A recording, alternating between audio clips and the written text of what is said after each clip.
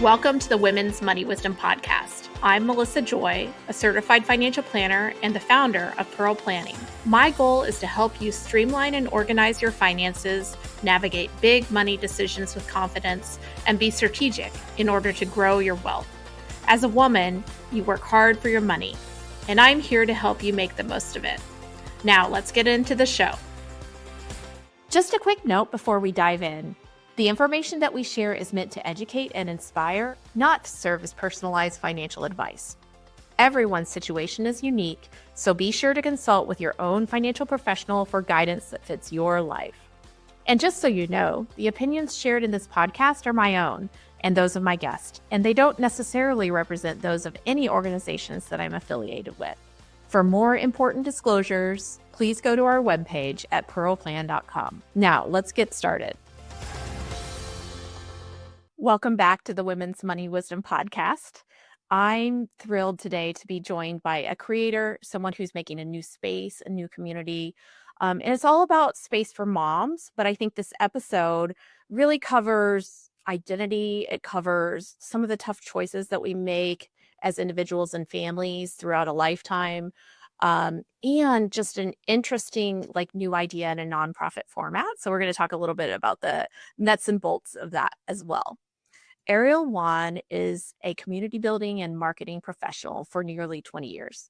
She's located out of Ann Arbor, Michigan, and she founded and runs a 501c3 nonprofit organization called the Mamas Network. They are a support community dedicated to making sure that no woman or mom feels alone in their journey through motherhood. Ariel, welcome to the podcast. Thank you. I'm so glad to have you here. And I've been watching on socials, you building this Mamas Network. I know that, you can talk about it, but you're really looking to be there, especially for newer moms or, when you're in that blocking and tackling zone with younger kids. And I've aged out of that, but I see it all the time with my colleagues at work who we have in the office. Mothers of 3-month-olds all the way up to grown and flown adults. So tell me a little bit about the Mamas Network and how it came to be and why you're inspired to support this community. Yeah, so the Mamas Network, I formally started it just actually a year ago in March of 2024. And it was a result of just being exasperated around the lack of formal support for women with children.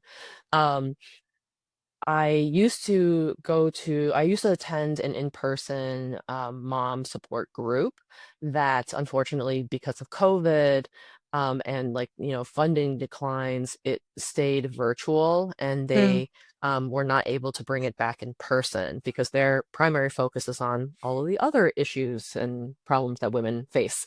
And this specific journey in that point in your life is just like a very small point, but to my world and other parents who just entered parenthood, this is all of their lives. This is a new condition of our life that to this day still has no formal support. And I think it's because previously you kind of relied on your family, your network of relatives, your village nearby, but now because we're so transient and people are moving or more mobile, we are leaving our, traditional villages of people that we kind of grow up with.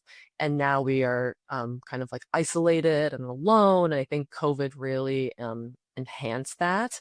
And I just kind of, I was just kind of tired of there not being any support and the narrative still being that, you need to give up your life for your child. You need to put everything aside for them. And then your mental health is struggling and you're alone. But then what I'm here to say is everyone feels this way. It is completely normal. And if you talk to other people, you'll feel so much better about it. And then you can create your own village and figure out life as parents together. And so that's kind of the basic foundation of what basically a support community is and what I want to create with the Mamas Network.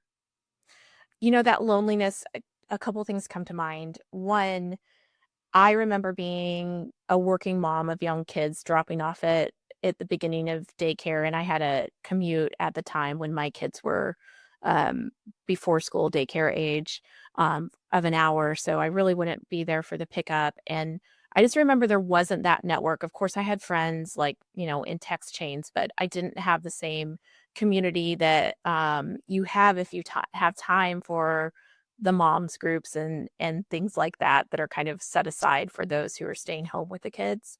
And so, that having something that is um, a physical location or planned activities, but also is welcoming to people who are staying home with the kids, but also working people can be so impactful to give that space for you to relate to other people going through your same circumstances. Yeah, and the while a lot of the supportive services are geared towards new parents or parents of young kids, the Mamas Network welcomes moms and parents from all stages of parenthood. The idea with this nonprofit is like we are here for you. And like we understand that like being moms, being dads, like life is nuts. And sometimes you might not respond to a text message in months, but that doesn't mean the relationship is over.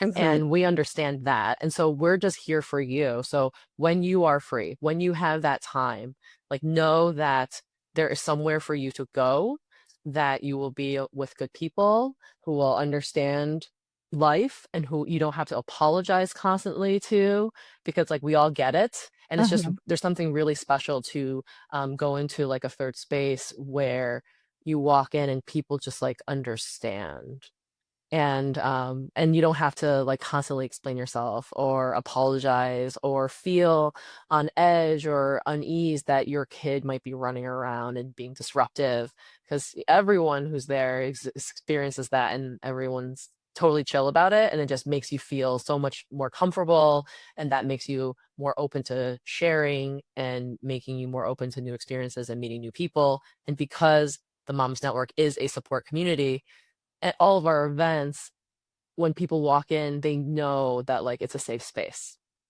Well, can you describe a little bit more? I know the journey is a newer one in terms of kind of rolling out and building the support network that is the Mamas Network. What does it look like, and or will it look like? Because I know you're working on a permanent location. And what type of events are you doing? So just give us a little like rundown of how it looks and feels.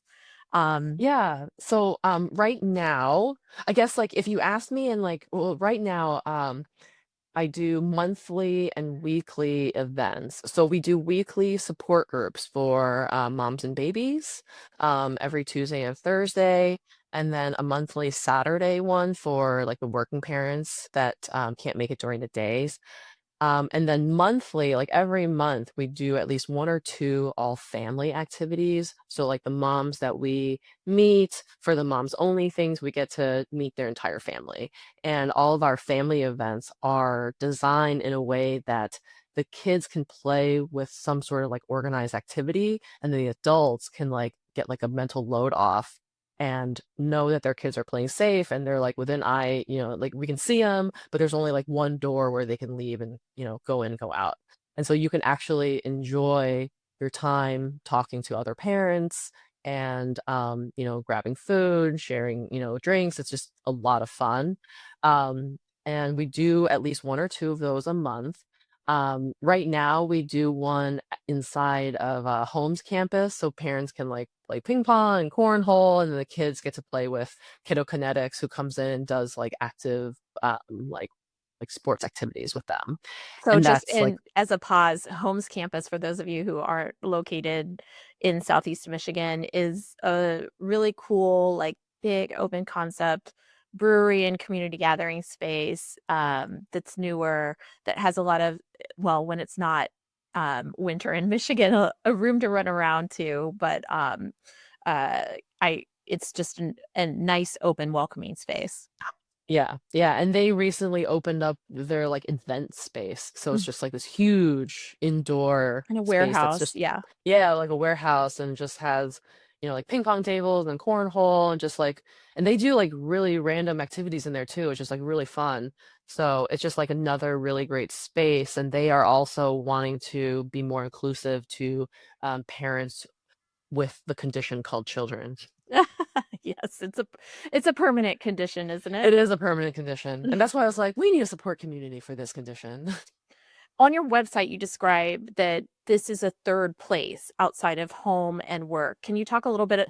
I just love that concept and I haven't thought about it, but sometimes you can cram out that extra, the other places that you go when you change into, the world of parenting. So I Yeah. love that concept. Yeah, it's all about your identity. And, the third space concept is like who you are, who your identity is. And Mm-hmm. because your first place is your home. And so like for us, it's like our home life, our like mom life, our like wife life, home life. And you are a certain type of person for that mode. And your second mode is your work life or whatever you do to like keep busy. And so some stay-at-home parents, like their work life and their home life is the same, especially if you like work from home too. Or you go into an office and you have your own kind of like identity at work. Mm-hmm. A lot of working parents who become new parents, like myself, like I felt more comfortable at work than I was at home with my newborn because I Mm-hmm. didn't know what to do with my newborn, but I can handle work. I know work. I've always been much more comfortable in my work identity than, Yeah, the journey as a parent.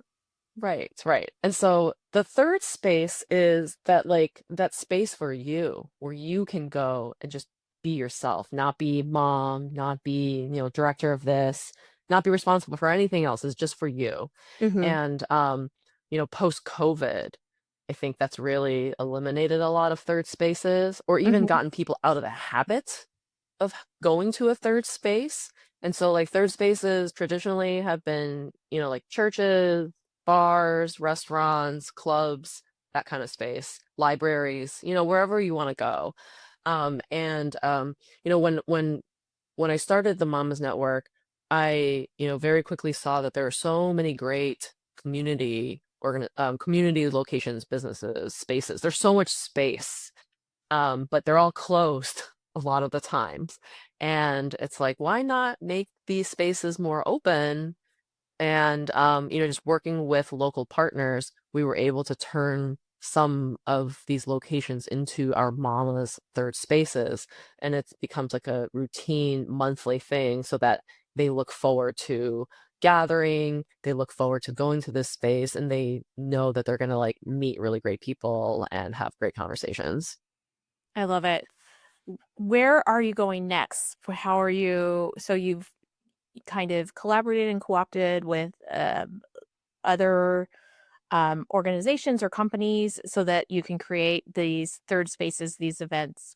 What's next for the Mamas Network? And I'm particularly interested in the co-working idea that you're building out. Yeah, so I'm really excited. I mean, because of the great partnerships that I've been working with, I've been able to do so much within the last year and to serve as many parents as possible. And we started a pilot program in October of last year in 24, a co-work with onsite childcare concept where you bring your kid, your little kid, like baby to up to 5, basically like under elementary school aged, and you leave them in this like playroom, and then you go to a different room next door and you work. And that's the concept. And It's kind of like, is it like, I mean, you at the gym where there's yeah, a, it's like the gym. You yeah, drop your kid off in the play area and then you go work out for an hour or two and then you pick your kid up and you leave. And and if your kid like needed you, they find you and then you can like take care of your child. And yeah, it's the same concept except that you're working. And because of that, um because parents are on site, we are not limited and restricted by all of the childcare licensing fees and rules and regulations. And that's what really kills the affordability aspect of childcare.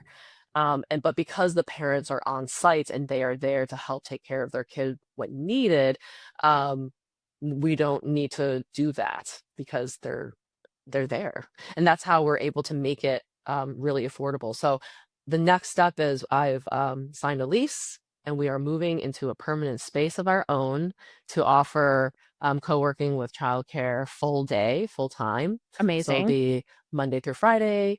The hours to start will be 9 to 4. I hope to eventually open earlier because I know, especially the parents of young children, they're probably awake at 5:30 in the morning.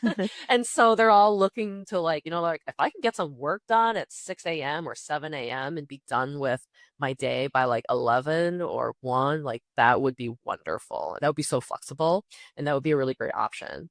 So we're currently in the process of getting the space ready and we will be open in April. So within like a month from this recording. Amazing. Congratulations. Thank you. When we talk about, so since we're a money podcast as well, talk to me about the economics of that type of arrangement versus, full-time childcare where you drop your kid off and leave. Yeah. So full-time childcare, like I was just looking at my own daycare bill. I have a 3-year-old in full-time daycare and it's $317 a week. Mm-hmm. And Sounds about right. That's actually we're quite at reasonable. I was gonna say we're at one of the most like reasonably priced daycares, like one of the lowest priced daycares, Mm-hmm. and it's still 317 a week. And thankfully my daycare is one of those daycares that like never closes and they have like their own generator, so we're just so grateful. But there's so many daycares I'm finding that close on the same schedule as the public school schedule. Right. Mm-hmm. And the public school schedule closes like all the time. Yes. And me, as a parent of like a 6-year-old, now have learned that they close all the time. And then when they close, what are you supposed to do? You still work. And so like little break, my little break concept is gonna help parents of with older kids too, that they have like an option. It's like a backup, a supplemental care. So my membership range. So my daily passes, if you just want to drop in that day, it's $50 and it's a day pass just for the entire day. Compare that to like if you last minute needed a babysitter to watch your kid all day, that's like minimum $25 an hour. Oh And yeah. like And depending you on can't how find one. right, and you can't find one last minute. Exactly. Like even if you had the money, the availability is scarce. Mm-hmm. Um so it's a $50 day pass. And then for those parents that want to either support us more consistently or need something more consistent and don't really want to think about it, like do that daily, like, oh, I got to do this today. We offer memberships. And it starts at, there's 2 membership levels. One is a $99 a month level, which gives you 1 free day pass. And then subsequent day passes are just $25. Oh And wow. then the other one is $299 a month. So basically for $300 a month, you get unlimited access. And so you just reserve ahead of time and then it's just free after that. And there's so many other benefits to it. I mean, in addition to being a part of a wonderful community, we also will have a parents' den, which is like a parents only space for like group therapy, venting together, taking naps, working on a couch. Like you can do whatever you want in this space. And then we also are going to have a support and therapy room, which one of 2 things can happen. Either a provider can go in that space and use it for one-on-one consultations or therapy sessions. And if the client needed child watch, we have child watch during the day. Or a member and a parents can use that room for their own like virtual like telehealth or virtual therapy or a couples therapy. And if they need a child watch during that time, we have it during the day. And so it's just, it's a parent-centric center. And so everything is really focused on like, how can we help you be awesome because you are now a parent? I feel like you're going to be overrun. I'm assuming there are limits when, like you have to reserve in advance so you know that the head count is right or things like Right. that. Because snow days would be like everybody's on it, right? Yes, so we have max capacities, and that's why we require everyone to reserve. And so, like with membership, on unlimited membership, you get to reserve like way ahead of time. The 99 membership, you can reserve like I think like 1 or 2 days ahead of time, and then like the drop-ins are just a day of. I love it. Um, you're filling a need that we have so much. There's just unlimited demand, and Yes, it there's so many compromises people make to make the money of parenting work. Um, we were discussing as we were preparing for the call. I really feel like women tend to be at that fulcrum point where they are the ones who kind of give, whether it's less career ambition, or I mean, there's still the same ambition, but just, making choices that may limit career expansion and thus their expansion of human capital, decisions to switch from full-time work to part-time, or staying home. And there's no judgment to that if that's your plan, but if that is a compromise and thus makes you more vulnerable, if there's a change in your relationship status, or you have additional needs when it comes to caring for aging parents and things like that. There's just so much you take on that is just kind of, there's no conversation. It's not a, oh, here's the trade-offs. It's just like, I guess this is what I'll do. And then we see that ongoing for women who live longer than men and then have, diminished economic power in some cases because of it. right. So I feel like Yeah, you're and giving that's space for right. more. Right. Yeah, it's like I want to support you so that if you feel like I want women to be empowered. I want them to feel like they have options and that they don't have to make these like huge sacrifices that are everlasting uh impacts on their future life and their future earnings because of it. And so I'm really hoping that this nonprofit that I'm building will be there to support parents, support the women so that they don't they just have more options and then they can fully, be what they want to do. I love that. It is all about options because there's everybody has different right fit for what they choose, but if you don't have options, that's just the Right. tragic part. Right. Um, Tell me a little bit about, because I have so many clients and I'm sure listeners too, who have a dream or an idea and they're like, this really would be a great to be a nonprofit. But there are so many logistics when it comes to running a nonprofit, getting it off the ground. How do you fund it? And there's a lot Hmm. of the operations are very, in many cases, if done effectively, entrepreneurial. It's like running a business. Yes. So tell me about that journey. How did you get started and what have been the surprises, either positive or negative? Yeah. When I first started doing this, it took me a bit to realize that I was being an entrepreneur. Like it didn't occur to me that like, oh, I started a nonprofit business. Like, oh, it's a business. Like I'm still an entrepreneur. And then I quickly learned that entrepreneurship is like terrifying and exciting at the same time. It sure But is. It's a journey, um, right? it is such a journey, and that itself also I've found my community of like other moms who are entrepreneurs. So it's been really nice to like meet those people. But when first thinking about like this business and what I wanted to do, deciding whether or not it was going to be a for-profit or a not for profit was a very big important decision. And I think a lot Hmm. of people when deciding on whether or not to create like to create your own for-profit business or a nonprofit, the biggest thought and I think the differentiator is like, why are you doing this? Like, what is the business? Like, what are you meant to achieve? And I wanted to create a nonprofit because I wanted something to last beyond just me. And I also wanted it to be a nonprofit because um, I wanted to make sure that it was mission first. So I think philosophically, the biggest difference between a nonprofit and a for-profit company is nonprofit, your main priority is to serve the people. And then your secondary any secondary priorities are would be to find the money to serve the people.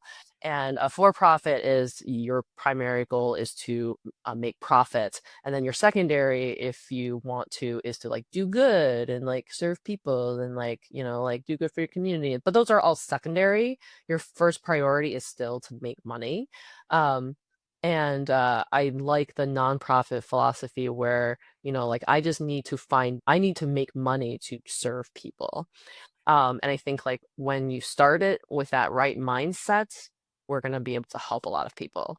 Um, but then the second part about starting a nonprofit business, I think, is it would be really great to have for-profit business experience, because I think the biggest pitfalls in nonprofit organizations and management is everyone starts a nonprofit organization with the right intentions. They all want to do it because they want to help people. There's like a need they're filling. So there's a lot of passion. A lot of times it personally affected them, and that's why they wanted to start the nonprofit. And so there might not be as much like business savviness Yeah, or business operational, like, experience. yeah. Right. Like the nitty gritty, like what actually runs the business. And I encounter a lot of nonprofit business owners who just want to do the work, but like the little stuff that's like annoying but like really important and crucial to like the future like longevity of your nonprofit, like that's the stuff that they're not very good at, and nor do they even want to do. But they struggle with like having the funds to pay someone to do it versus them just kind of like doing it themselves. Makes sense. For your nonprofit kind of vision over time, will you obviously there's people are paying to do your services, and then two other traditional sources of funding for nonprofits are either donation initiatives, fundraising, as well as grants. Mhm. Are you kind of going to be all three legs of that stool, or is more of the membership kind of driving the revenue of the organization? What's Yeah. Well, the hope is that the co-working will be the main revenue source for the nonprofit, and that kind of becomes the like hub. And I plan on doing expansions into like opening up multiple centers in like different neighborhoods where there's a lot of need. Mm. So and then at that center, then that center becomes the Mama's Network hub as well. And so we will be providing, like the same supportive services and gatherings for the parents in that area. And then so like any kind of donations and sponsorship, those like traditional fundraising is to fundraise for all of our supportive services, making a little break even more accessible and reach even further the parents that cannot afford. Like, we have parents that can afford it because they work.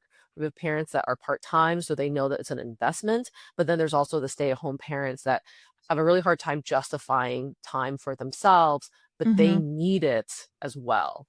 So um true. and and supporting them. And there's a lot of like stay-at-home parents that they're thinking about taking that next step of going back to work, or doing something else. But if that chicken or egg, it's like, do I find a job and then find daycare, or do I like get care and then find a job? Because you can't do it at the same You can't time. go to interviews with your kid on your hip, right? Like, Right, exactly. And so like at our pilot program here, we had so many parents come in to do job interviews, to do hmm virtual job interviews, and prepare for it. And then like I want to be able to provide that for more and more parents, and to do it for people that cannot afford that $50 day pass, for example.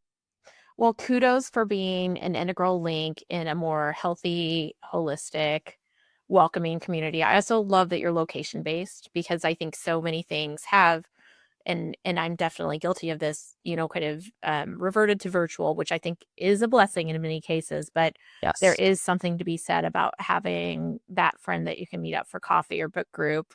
And I know you're facilitating that with the programs that you do. And there's so much emphasis on well being in your mission. Yeah, and another emphasis on is just like it's all very chill. Like I have a sign whenever you come to any of our events, the sign says, "Yay, you made it." That's all you needed to do. Just get That's all there, you needed to right? do. You just needed to make it because, like, it's so, like, that's the hardest part about this period of our lives with young kids is like, it's just getting out the door is so hard. There's so Let many me tell you as a barriers. parent of tweens and teens that it may not be different, and the Right, degree of exactly. difficulty in many cases increases in certain aspects of life. So, Yeah, exactly. And so like all of the all our whole like mantra and like philosophy here is like we are here for you. And so like when wherever you are in your journey, like we'll always be here. There was a mom that I haven't seen in months. And I saw her yesterday at one of the events that I saw her at.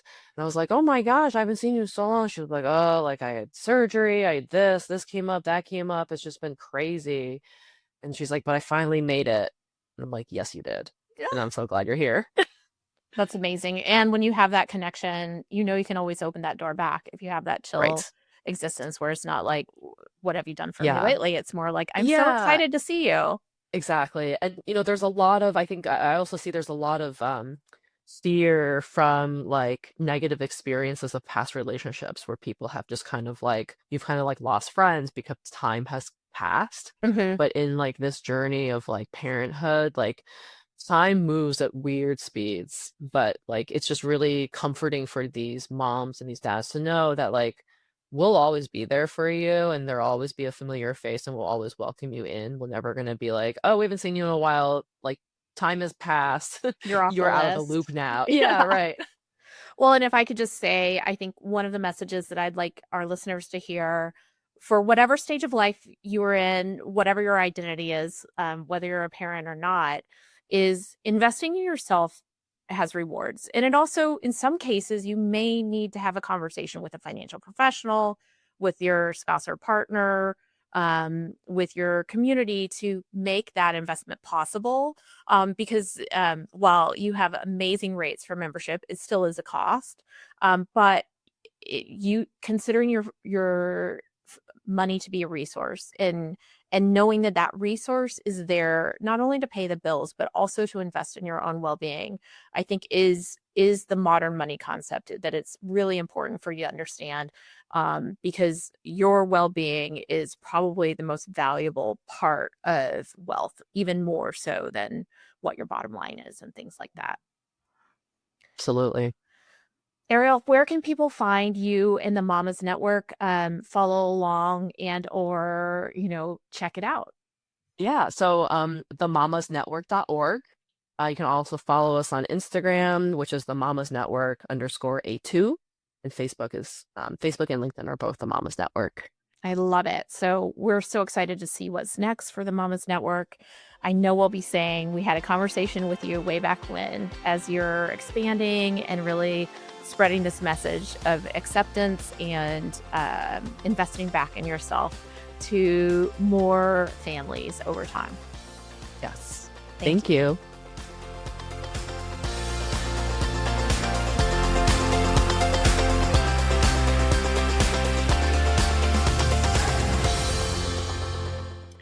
Thank you for listening to the Women's Money Wisdom Podcast.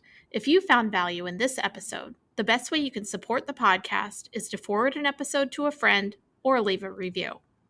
Go to pearlplan.com and the podcast link to get all the resources and links mentioned.